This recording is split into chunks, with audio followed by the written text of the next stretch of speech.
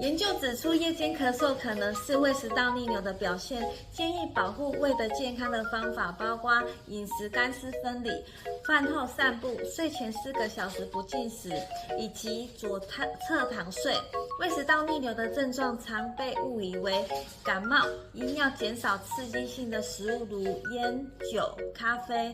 照顾健康很重要的关键，均衡饮食、均衡营养是健康维持很重要的关键。